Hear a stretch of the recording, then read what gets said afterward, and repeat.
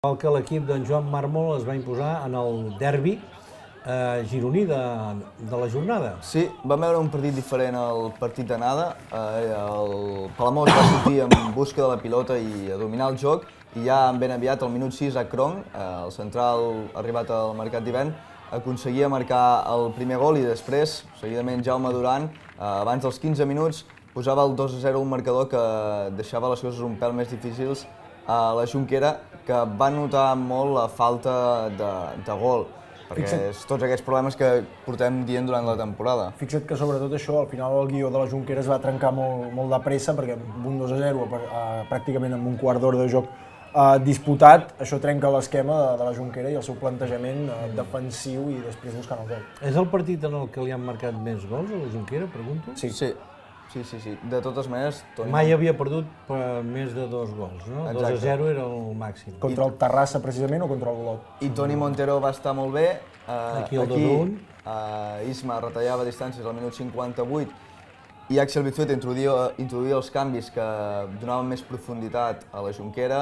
Entrava Joan Pons, Fran Pérez per les bandes i juntament amb l'expulsió del central Cano del Palamós, doncs això donava un pèl més d'arribada al conjunt fronterer. També s'ha de dir que les acaballes del partit d'aquesta segona meitat, que la Jonquera intentava arribar des de bandes i el Palamós ho feia amb contraatacs, va arribar Guillem Cornellà després d'aquesta magnífica jugada de Marc Serramitja per tancar el partit amb el resultat de 3-1. Quins dos, Marc Serramitja i Guillem Cornellà. Qualsevol els voldria el seu equip. Exacte. 2 jugadors de segona B perfectament podrien estar jugant en una categoria superior. No crec que ens hagi anat tan malament quan hem començat a defensar molt millor del que estàvem defensant, sobretot els últims metres.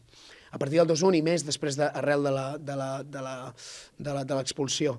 Però hi ha hagut molt de cor, més que de futbol, sobretot l'última mitja hora. I és molt lloable que en aquests moments aquest grup estigui amb aquesta actitud.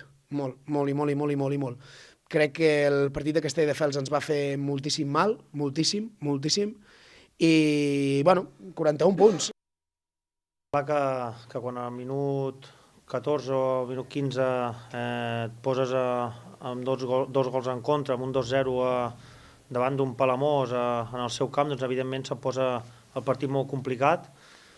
Però bueno, tot i així l'equip ha tirat d'orgull, ho hem intentat fins al final. A la segona part hem apretat moltíssim, hem estat molt a prop de l'empat, però bueno, estem passant per aquella dinàmica que sembla que per guanyar un partit has de fer el partit pràcticament perfecte i treballarem per recuperar aquesta solidesa defensiva que ens ha fet forts durant la temporada i bueno, ara recuperar-nos i a preparar bé el partit de Sabadell, que serà una final.